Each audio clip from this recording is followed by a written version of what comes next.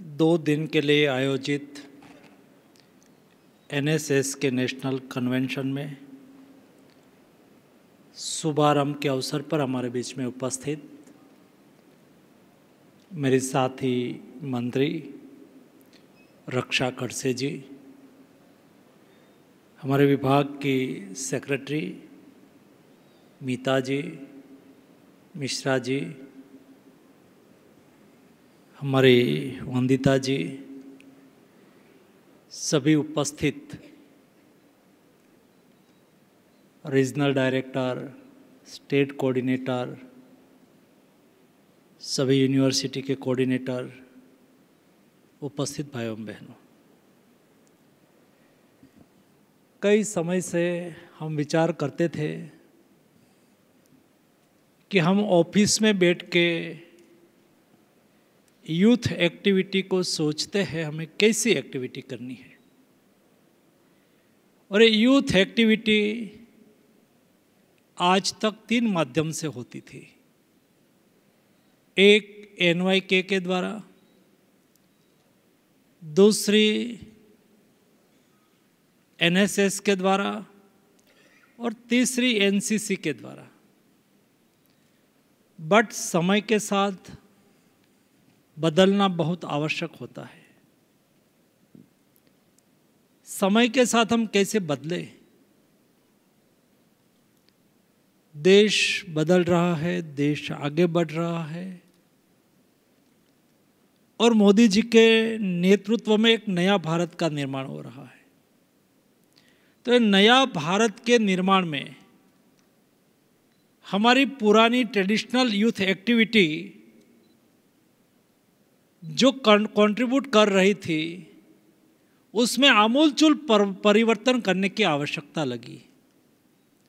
और ये परिवर्तन के दौर में 2023 में 2023 में मोदी जी ने माई भारत प्लेटफॉर्म खड़ा करा, जिसको एक अम्ब्रेला यूथ एक्टिविटी का सेंटर बनाया जाए, प्लेटफॉर्म बनाया जाए। मेरा युवा भारत के प्लेटफॉर्म के नीचे सारी यूथ एक्टिविटी हो और मेरा युवा भारत प्लेटफॉर्म को ऐसा तैयार करा जाए जो देश के युवा अपनी आकांक्षा, अपनी अपेक्षा, अपना फ्यूचर, अपना भविष्य, अपना सेल्फ डेवलपमेंट, सोशल एक्टिविटी जो भी सोचे, एक सिंगल विंडो सिस्टम से, एक ही क्लिक से उसको अपॉर्चुनिटी मिले, एक्सपोजर मिले और अपने स्वयं को देश और दुनिया के यूथ एक्टिविटी के साथ जोड़ सके।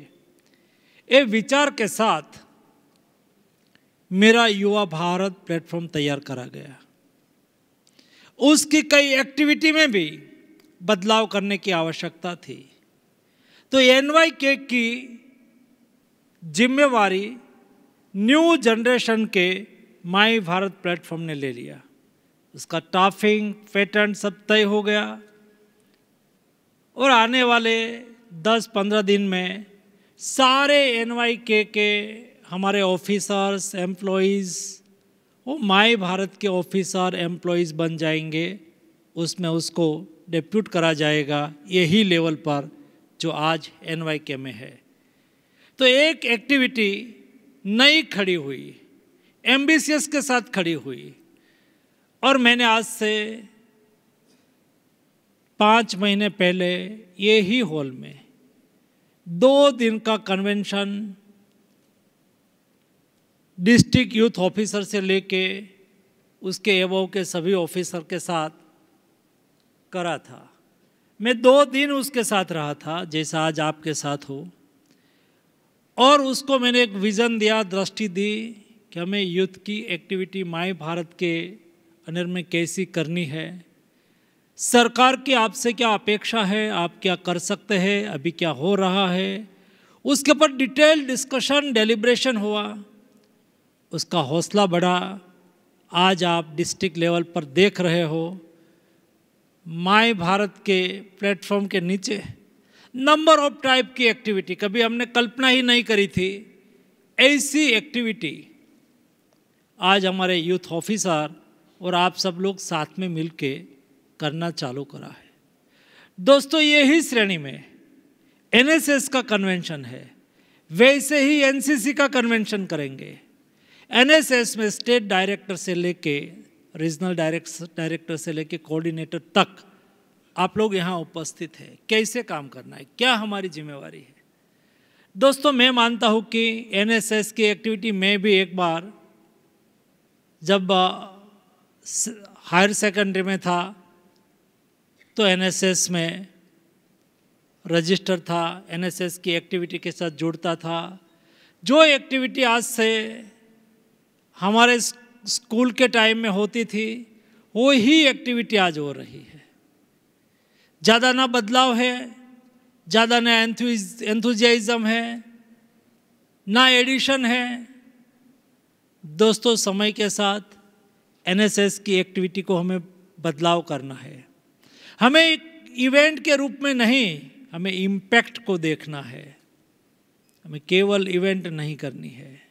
सोशल सर्विस की परिभाषा समय समय के साथ बदलती रहती है। वर्तमान समय में सेवा करने का बहुत कुछ माध्यम ओपन हुआ है। हमें इस एक्टिविटी को जोड़ना है। हमें वर्तमान यूथ क्या सोचता है। जब हम एनएसएस में थे तब न्यूज़पेपर के अलावा और कोई कम्युनिकेशन का माध्यम नहीं था। जो आप भी कॉलेज में होंगे, स्कूल में होंगे, तब यही स्थिति थी। लेकिन आज सोशल मीडिया है, आज इलेक्ट्रॉनिक मीडिया है, आज के यूथ दुनिया के यूथ के संपर्क में है।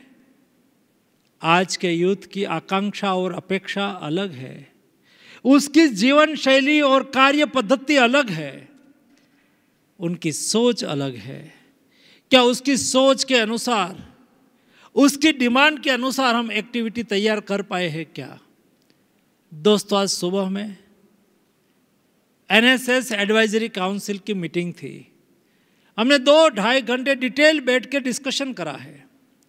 वर्तमान समय में आप लोगों की ट्रेनिंग की भी आवश्यकता है, ट्रेनिंग मॉड्यूल को भी बदलने की आवश्यकता है। जो आपको ट्रेनिंग मिलती है, ये ट्रेनिंग के अनुसार आप नीचे काम करते हैं। जो ट्रेनिंग का मॉड्यूल बना हुआ है 25 साल से वही मॉड्यूल है, उसमें कोई बदलाव नहीं हुआ है। उसके लिए एक कमेटी बनाई गई है। ये कमेटी उसके पर विचार करेगी। आप में से भी लोगों को उसके साथ जोड़ा जाएगा, आपका भी विचार उसमें से लिया जाएगा। कैसी ट्रेनिंग होनी चाहिए, ट्रेनिंग का मॉड्यूल कैसा होना चाहिए। क्या हम वर्तमान समय में 4-5 एक्टिविटी दे देते हैं? प्लांटेशन करना, गांव में जाके कैंप लगाना, हम डी एडिक्शन का कार्यक्रम करना, छोटा मोटा 2-3-4 कार्यक्रम करके हम छूट जाते हैं। दोस्तों, पर्याप्त नहीं है। हमें बदलते समय के साथ स्टूडेंट की अपेक्षा क्या है, यूथ की अपेक्षा क्या है, वो कैसा कार्यक्रम चाहते हैं। दोस्तों, उसको जोड़ते हुए हमें नया कैलेंडर बनाना पड़ेगा, नई इवेंट तैयार करनी होगी। वर्तमान समय में ग्लोबल वार्मिंग एक बहुत बड़ा अलार्म है, चैलेंज है हमारे सामने। हम कौन सी एक्टिविटी तैयार करें जो एक्टिविटी हमारे देश के यूथ में एनवायरनमेंट के प्रति रिस्पॉन्सिबल व्यवहार को सिखाए। क्या हम हमारे एनएसएस के कैंप को फॉरेस्ट की विजिट कराए? क्या हम उसको वाइल्ड लाइफ का परिचय कराए? क्या हम उसको इकट्ठा करके ग्लोबल वार्मिंग के लिए अभ्यास वर्ग करें? क्या हम हमारे नज़दीक में कोई हेरिटेज साइट है, हेरिटेज साइट की विजिट कराए? क्या हम हमारे गांव के, हमारे टाउन के, हमारे डिस्ट्रिक्ट के कोई बड़ी रिवर है, एक ज़माने में उसमें पानी बहा करता था, आज पानी नहीं है, क्या हम ऐसा कोई वर्कशॉप कर सकते हैं? हमारे एनएसएस के वॉलंटियर को वहाँ लेके जाए और कोई 100 साल के आयु का कोई वृद्ध व्यक्ति हो, वो बताए कि ये रिवर कैसी थी, उसके सामने वो भाषण दे कि मैं छोटा था, प्राइमरी स्कूल में पढ़ता था, मैं यहाँ मेरे पशुओं को चरवाने के लिए आता था और उस वक्त ये रिवर ऐसे ऐसे खल खल खल खल बहती थी, ऐसे ट्रीज थे, ऐसा जंगल था, आज वो कट चुका है। ऐसा हम लेक्चर करवा सकते हैं क्या? ऐसी हम एक्टिविटी को ऐड कर सकते हैं क्या?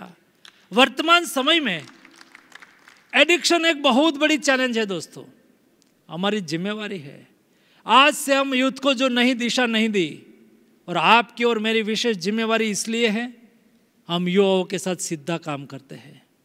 और आज हम युवाओं को दिशा नहीं दे पाएंगे और ये युवा का निर्माण अच्छा नहीं हुआ, उसमें अच्छा नेशनलिज्म डेवलप नहीं हुआ, दोस्तों कभी भटक जाएगा और देश को और सोसाइटी को नुकसान करेंगे, तो उसके लिए रिस्पॉन्सिबल हम होंगे। दोस्तों हमारी ये जिम्मेवारी है, हमारे यूथ को ऐसे तैयार करना है, ऐसे उसको दिशा दर्शन कराना है ताकि सोसाइटी के आदर्श नागरिक बने। उनके लिए कई टाइप की एक्टिविटी कैसे होनी चाहिए। फॉर एग्जाम्पल अभी एक एक्टिविटी तैयार करिए, आप लोगों की तक न्यूज़ आया होगा कि भाई हम वाइब्रेंट विलेज में 5-5 युवाओं को भेजे। वाइब्रेंट विलेज जो हमारे बॉर्डर विलेज है, हिमालयन रेंज के विलेज है, वहाँ 1 सप्ताह तक रहे, सीखेंगे, सब समझेंगे उसको अच्छी तरह से, यहाँ क्या क्या करना है, कैसे करना है, किसको मिलना है। 7 दिन की एक्टिविटी तैयार करी है मैंने, मेरे 1-to-1 मैंने बैठ के तैयार कराई है। दोस्तों हमें देश के युवाओं को तैयार करने की हमारी जिम्मेवारी है। ऐसे कार्यक्रमों को करने के लिए हमें डिस्ट्रिक्ट लेवल पर बेस्ट कोऑर्डिनेशन कैसे करें, स्टेट लेवल पर बेस्ट कोऑर्डिनेशन कैसे करें, कोऑर्डिनेशन किसके साथ करना है। जो स्टेट लेवल के यूनिट है उसको स्टेट गवर्नमेंट के साथ, माय भारत के स्टेट के कोऑर्डिनेटर के साथ, एनसीसी के स्टेट के डायरेक्टर के साथ, 4-5 लोग उसकी एक टीम बने, वो विचार करे, एक कैलेंडर बने, ईयरली कैलेंडर हो, मंथली कैलेंडर हो।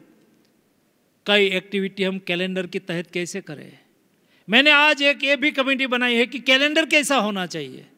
सुबह में मैंने डिटेल मार्गदर्शन करा है और उनके लिए भी एक कमेटी बनाई है, आप लोगों को भी उसके लिए सुझाव देना है। एक कैलेंडर के मुताबिक एक्टिविटी हो, लेकिन यंत्रवत नहीं होनी चाहिए। India is a big country, huge diversity है, अलग अलग स्टेट है, अलग अलग स्टेट में अलग अलग खान पान, अलग अलग जीवन शैली, अलग अलग ज्योग्राफी, अलग अलग तरह की हमारी व्यवस्थाएं हैं। उसके अनुरूप अब जहाँ है वहाँ 4-5 एक्टिविटी हो, कैलेंडर की एक्टिविटी हो, लेकिन 1-2 एक्टिविटी आप लोग आपके डिस्ट्रिक्ट लेवल पर, आपके स्टेट लेवल पर आप उसमें ऐड कर सकते हो। ऐसी फ्लेक्सिबिलिटी भी हो, हमारे में एंथुजियाज्म हो, डिस्ट्रिक्ट लेवल पर कोऑर्डिनेशन हो, स्टेट लेवल पर हमारे डिस्ट्रिक्ट कोऑर्डिनेटर, हमारे डिस्ट्रिक्ट यूथ ऑफिसर, हमारे स्टेट के यूथ ऑफिसर, स्टेट के डिस्ट्रिक्ट के यूथ ऑफिसर, 5-6 लोगों का कोऑर्डिनेशन हो, यूनिवर्सिटी में हमारा संपर्क हो, उसके लिए एक शेड्यूल बने, कार्यक्रम बने। एक कार्यक्रम के मुताबिक हम सतत संपर्क करें और हमने जो कार्य योजना बनाई है, एक कार्य योजना को इम्प्लीमेंट करने की कोशिश करें। दोस्तों स्ट्रक्चर वे में सोचने की आवश्यकता है, स्केटर्ड वे में नहीं। एंथुजियाज्म से सोचना है। हमारे देश के यूथ की एम्बिशियस को ध्यान में रखते हुए हमें सोचना है, और इसलिए हमें रिसर्च और इनोवेशन के लिए भी काम करने की आवश्यकता है। आने वाले दिनों में कैसे हमें काम करें और कौन सा कार्यक्रम को ऐड कर सके, कैसे हम एनएसएस की एक्टिविटी में रिसर्च करें। आज तक हमने काम करा है, क्या निकला, इट इज रिसर्च पॉइंट। आगे क्या उससे सीख के आगे क्या करना है, इज ए इनोवेटिव पॉइंट।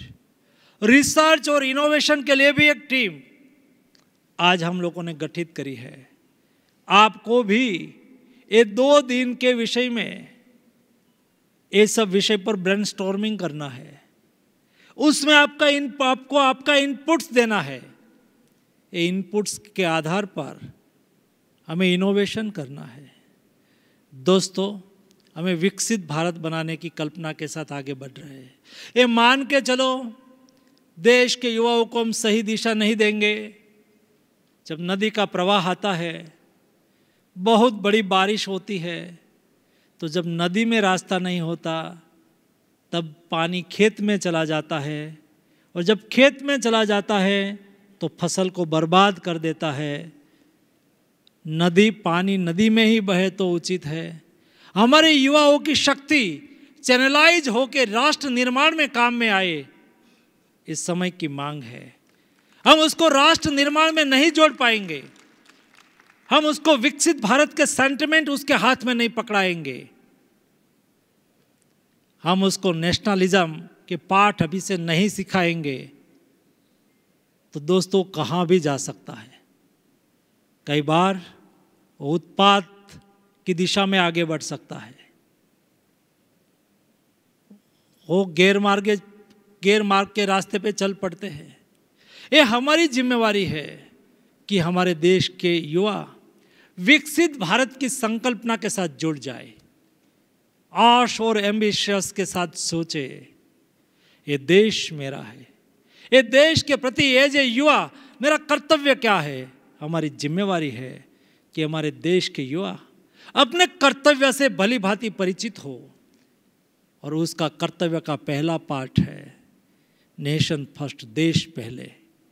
देश पहले है, हमें उसको ये सिखाना है, और स्वभाव है हमारे देश का, संस्कार है हमारा सेवा, एनएसएस। दोस्तों, समाज की सेवा, राष्ट्र की सेवा हमें और दुनिया से सीखने की आवश्यकता नहीं है।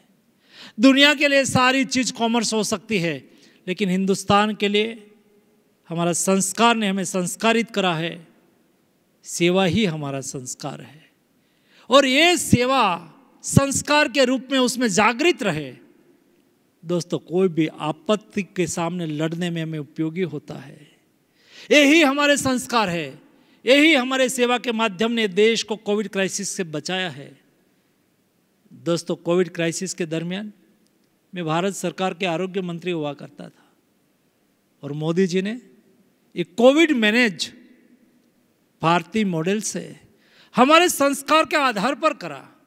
वो हमें निर्देश करते थे कि भाई 140 करोड़ की जनसंख्या है, और दुनिया तो उस वक्त ये मानती थी कि इंडिया तो इतना बड़ा देश है, उसका हेल्थ इंफ्रास्ट्रक्चर ही पुअर है, ये देश कोविड मैनेज कर ही नहीं पाएगा, और दुनिया में जितना मृत्यु होगा उसका फिगर हिंदुस्तान तय करेगा। ऐसी कमेंट मैंने मेरे कान से सुनी है। और दोस्तों, यही देश, सेवा हमारा संस्कार है ना, इस संस्कार को जागृत करने की कोशिश मोदी जी ने करी। थाली बजाई, ताली बजाई, दिया जलाया, आकाश में एयरफोर्स के प्लेन को उड़ा के ट्राई कलर से हमारे देश के कोरोना वॉरियर्स को सम्मानित करा, उसका हौसला बढ़ाया। डॉक्टर्स के लिए, नर्स के लिए, पैरामेडिक स्टाफ के लिए, कोरोना वॉरियर्स के लिए ऐसे सम्मान दिया, उसमें सेवा भाव जाग उठा। और दोस्तों, दुनिया में उस वक्त डॉक्टर्स ड्यूटी पर नहीं आते थे, नर्स ड्यूटी पर नहीं आती थी, क्योंकि अपना जीव तो सभी को प्यारा होता है, छुट्टी लेके चले गए थे। और उस वक्त मैं दुनिया के साथ बात करता था तो दुनिया मुझे पूछती थी कि आपके यहाँ डॉक्टर ड्यूटी पर आते हैं, क्योंकि उनके देश में नहीं आते थे। सेवा हमारा संस्कार है ना, इस संस्कार ने हमारे देश के डॉक्टर्स, नर्स, पैरामेडिक स्टाफ उसको सेवा करने के लिए प्रेरित करा। कई डॉक्टर ने अपना प्राण गंवा दिया, कई नर्स ने अपना प्राण गंवा दिया, कई पैरामेडिक स्टाफ और पुलिस जवान ने सेवा करते हुए अपना प्राण गंवा दिया, सेवा नहीं छोड़ी, देश को बचा लिया। दोस्तों, आज दुनिया लोहा लेती है हिंदुस्तान ने कैसे कोविड मैनेजमेंट करा। दुनिया में कोई बेस्ट कोविड मैनेज करने वाला देश है तो ये देश का नाम भारत है, और ये सफलता का कोई सीक्रेट है तो ये हमारा संस्कार है, ये हमारा स्वभाव है। दोस्तों, हमें हमारे यूथ में संस्कार को उजागर करना है, इस संस्कार को संयोजना है, इस संस्कार को आगे लेके हमें न्यू जनरेशन को तैयार करना है, तब जाके हम विकसित भारत में हमारा कंट्रीब्यूशन कर पाएंगे। और इसलिए दोस्तों, ये आपका 2 दिन का ब्रेनस्टॉर्मिंग सेशन है। मैंने तो तय करा था कि आज और कल दोनों दिन आपके बीच में रहूं, लेकिन कल मुझे एक इमीडिएट इफेक्ट से सरकारी काम से बाहर जाने की आवश्यकता हुई, तो मैं नहीं रहूँगा। लेकिन मेरी सारी टीम यहाँ आपके साथ ब्रेनस्टॉर्मिंग में शामिल हो गए। आप जो डिस्कशन करेंगे, आप जो उसमें से अर्क निकालेंगे, मेरा पूरा विश्वास है कि आने वाले दिनों में विकसित भारत के अनुरूप देश के यूथ को तैयार करने के लिए एनएसएस की एक्टिविटी, प्रवृत्ति, कैलेंडर, रिसर्च, इनोवेशन, आपका ट्रेनिंग मॉड्यूल, आपका कैलेंडर, आपका विजन देश को बहुत उपयोगी होगा।